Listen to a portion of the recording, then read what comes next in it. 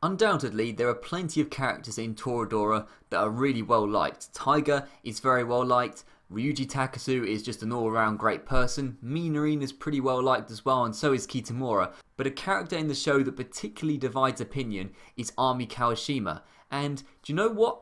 I actually quite like her. I feel like I'm in the minority the fact that I like her.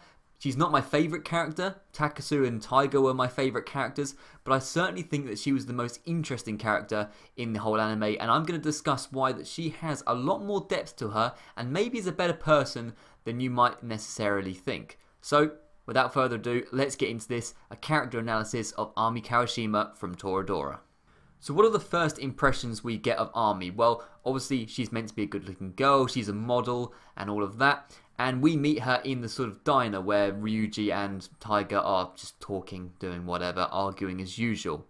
And pretty early on, you realise that she's one of these typical popular fake girls. She seems all nice, she's all sweet, she's putting sugar in Ryuji's tea and all of that. And she's being really cutesy sweet. But of course, Kitamura pulls Takasu aside and says, look at this. And all of a sudden, she starts behaving in a sort of bitchy manner towards Taiga, which, you know, Ryuji doesn't particularly like. And you immediately think, okay, I've kind of got a grasp of this character. She's someone who seems nice on the surface, but actually is kind of a horrible person underneath. And this lasts for a small amount of time, but for me, that actually diminished pretty quickly. And you kind of get to see another more vulnerable side to her very quickly. And that becomes apparent when you realise she has a stalker. Now, I thought the stalker was a very interesting sort of arc for Ami. It's one of the first arcs that she has, in fact, and there's this guy and he's taking photos of her from a distance because she's some sort of celebrity model kind of thing, and she doesn't particularly like that. She gets vulnerable and she actually goes for Takasu sort of for help in that regard as well, and ends up chasing him off in quite spectacular style. And you realise that actually maybe I don't blame her for being so fake. This is the first thing. Okay, she might be fake, but would you really want to show your true personality, your true colours? Would you really feel relaxed and free to be yourself if there was some creep 30 yards away constantly taking photos of you? I don't think anyone, particularly her in her situation of being a model, would feel like they were particularly free to be themselves. And that sort of links to a second point, which is her job is to pose in front of a camera. So yeah, she is very showy. Yeah, she deliberately showed up in a bikini instead of a, you know, sort of regular swimsuit in the pool scene. Yeah, she's constantly flaunting her body and trying to seek attention off of horny teenagers like Haruta. But I don't know if you can really blame her for that. That's her occupation, that's her job, that's all that she's probably ever known and probably all that she ever will know. So I don't know if I can fully blame her for that. Now, Ami is, you know, quite cold a lot of the time. She doesn't really show a lot of her true emotions. She can be very sort of blunt. She can put people down very quickly. But actually, something that she does quite early on as well is invites all of them to the beach house. Now, I think this is quite a nice gesture. Yeah, I know it was some sort of forfeit thing for the pool or whatever. But the fact of the matter is she wanted people to come to her beach house. And for me, that signifies that she was probably quite lonely. But also, it's quite a selfless thing to do. You know, it's free of charge. It's a nice place in some island or, you know, some beach coast somewhere. And she's done quite a nice thing by inviting them all and being so hospitable. Now, yet she was probably doing that because she was lonely, but that's another interesting fact about her. She's the quote-unquote popular kid. Everyone likes her. Everyone wants to get to know her. They've got the two girls that are like constantly by her side. People like Haruta are constantly commenting about her, but that's very superficial friendship. What she really craves, I believe, is something that is deeper and more meaningful, and that is why she gravitates towards people like Ryuji Takasu, Kitamura and all that, because they're not necessarily going to be blown away by the whole looks thing or her fake personality. They're probably more interested in the actual person herself as opposed to anything else. And I think that once again, the loneliness that is sort of shown by the fact that she's willing to invite 4 other people to her beach house shows another side of vulnerability, which, yeah, you might have a hard outer shell, but really inside, I think she's quite soft. Now, another interesting thing about Ami is I feel like she is the wisest character. Now, she can be a bit of a hypocrite, but I think that she sort of has a way of seeing things from a third-person perspective, objectively, that maybe the other characters are just being ruled over their emotions and therefore are blind to the truth. Ami gets frustrated with particularly Minarin for not showing her feelings, and sort of dancing around the fact that, you know, so-and-so might like so-and-so, not really properly talking about it and showing themselves. And she's frustrated by that because she thinks the longer that this is sort of left in the open, the longer people's feelings are left ambiguous and whatever, the more likely people are to get hurt. And ultimately, Minarin does actually get quite hurt at the end, and so does Tiger a bit. She gets upset, and it's not a great situation for Takasu and all that. And really, Ami was right. Ami was the only character who I feel like was real enough to say, look, you guys, you clearly have something going on.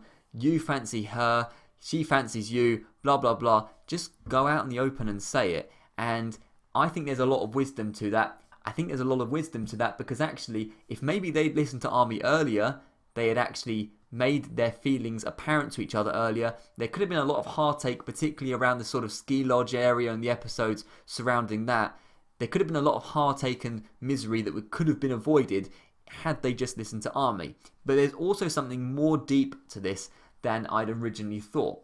At the end, Ami sort of implies to Takasu that she may have had feelings for him. In fact, I think she pretty much did have feelings. She might have even been in love with him. And this makes the whole situation with her trying to get Minarin to confess her feelings to Takasu, trying to get Takasu to confess his feelings to someone, trying to get the sort of wheels in motion. The interesting thing about that is, well, she was trying to do that in spite of the fact that she actually had feelings for Takasu. So I feel like that's extremely selfless, really. She recognises that what is best for Takasu is if he reveals his love and then they can all sort it out, it can all be in the open, and everyone will be happily ever after because everything will be out there and nothing will be left unsaid. But that is actually compromising any chance that she has with Takasu, because if Takasu admits his love to Tiger and Tiger admits her love back, then that's it. That's game over for Ami. She's going to be in the friend zone for life, basically. But Ami's prepared to do that, despite the fact that she possibly does love love Takasu. And I feel like in a way that's real love. If you really loved someone, you'd want what's best for them. And that's exactly what she's doing. She wants what's best for Takasu. She could have possibly manipulated the situation so that they maybe kept things closed for a while. She could have even manipulated it so that Takasu tried to get with her, and she could have tried to maybe split Tiger and Takasu apart. She could have tried to split Takasu and Minarin apart, but she doesn't seem to do that, unless I've maybe misinterpreted it. She doesn't seem to do that. She seems to do quite the opposite, despite the fact that actually it might not end up in the best way for her. And I very much admire the selflessness, even if it actually does cause her a bit of heartache at the end. Now, what I will say is, despite what I've just said and all that, it is kind of contradictory that she admits her love, sort of love in quotation marks, for Takasu at the end, because that does throw another spanner in the works and makes it difficult for him and Tiger to get together. So you could equally argue that it was selfish of her to reveal her love for Takasu, because actually it's possibly jeopardizing any chances that he had with Tiger. Now ultimately it didn't, but she wasn't, she didn't necessarily know that that wasn't going to happen. Finally, I want to discuss why did Ami like Takasu, and this actually kind of goes for the other two girls as well, because really, Takasu, despite being all like, oh, woe is me, my life is so messy and there's all this drama and all that, he actually had 3 girls that were in love with him by the end of the show. So really, mate, things weren't that bad for you, okay? Trust me, there are worse situations than having 3 girls that are in love with you. Anyway, why do I think that Ami may have had feelings for Takasu? Now, thinking about it more clearly, I actually don't think that she specifically loved Takasu. What I think she loved was the fact that Takasu was the only one that didn't treat her like some sort of magical princess that was some sort of fairy of God, and she was sort of the prodigy of Venus or whatever. And what I mean by that is Haruta, every time he saw her, would, comment on her looks. He didn't really care much about her personality. He was just sort of, eyeing her from a distance and making horny comments or whatever, and that was the majority of the people. The majority of her quote-unquote friends were fairly superficial, probably only liked her for her looks and her popularity and maybe the money that comes along with that as well. But Takasu really didn't care about that. Ami hit on him pretty early on and he didn't give in to temptation despite her being good looking. Takasu didn't really care about all of that. He was the only one that could see through any kind of walls that she put up. He could see through the layers, and he could see that actually, at the end of the day, she's just a child. And I think that was a big turning point for her. When he says to her, you're just a child, you're immature, you know, you have this act, but really you're just a child. And she mentions that at the end. She loves the fact that Takasu recognized that everyone expects her to be an adult. She's the model, she's good looking, she's more developed than the other girls, but actually at the end of the day, she's just another human being with feelings, and she is still, you know, a minor really. And Takasu recognised that despite everyone else placing these expectations on her. So I feel like she fell in love with the idea that someone could see her for what she really is and also stand up to her and not treat her as if she's some sort of goddess, but treat her like a real human being. That's what I feel like she loved about Takasu, not necessarily Takasu as a person, although I think that she did quite like Takasu as a person. He's a pretty awesome dude. And that makes me think, well, why did Taiga and Minarine eventually fall for Takasu as well? Let's talk about Minarine first. Now, Minarine's one of these people. She was very, very happy, very, very cheerful. She was a little bit over the top, in fact, in how cheerful she was. She was kind of putting on her act herself, I think. She definitely was. She was trying to convince herself that she was happy, even though really her life wasn't fully fulfilled. And she was trying to convince everyone else that she's this happy, happy, bouncy person or whatever.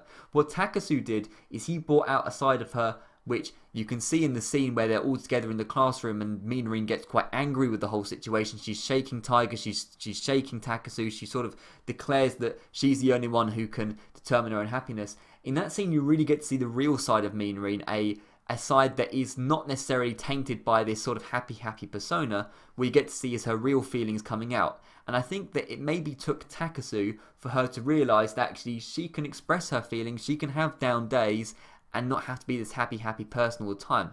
So it's a similar situation where Takasu's existence, Takasu's behaviour, whatever, brought out a real side, much like the real side of Ami was also brought out by Takasu earlier as well.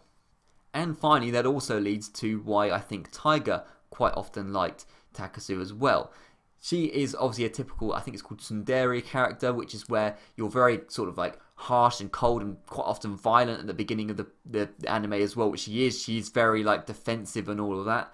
But over time, she has a sort of softer side that reveals herself, and she kind of just softens up and becomes cuter and whatever. And again, Takasu was the person who did that. Kitamura didn't really change Taiga for the better. In fact, all Kitamura did was make Taiga just an incredible nervous wreck whenever she was around him. But Takasu was the only person that Taiga could really feel relaxed around, could show her sort of more vulnerable, cuter, softer, sweeter side, and I think that's partially the reason why she fell in love with him as well. I think there's more reasons to that, like the fact that he took incredible care of her and that he just loved her as well. But I think that one of the big reasons, one of the big turning points was actually when she was starting to show her soft side, she realised this is a turning point, and this is a turning point for my feelings about Takasu, that he's not just a friend, he's more than a friend, and I have feelings for him as well. And so kind of similar situation to Ami in the sense that he brought out a side of her that she didn't expect. She brought out what was truly deep within, and that is why I think that she is quite a complex character, because actually I don't think she necessarily did love Takasu. She loved what he was able to do to her personality. Anyway, that's enough of me rambling. Yeah, I really enjoyed Toradora. That's why I've made like 3 videos on it now, because I think it's really good. But I will be making more videos on other animes. I am watching other shows at the moment, and I'll be making videos on them as well. Thank you very much for watching, and I'll see you around.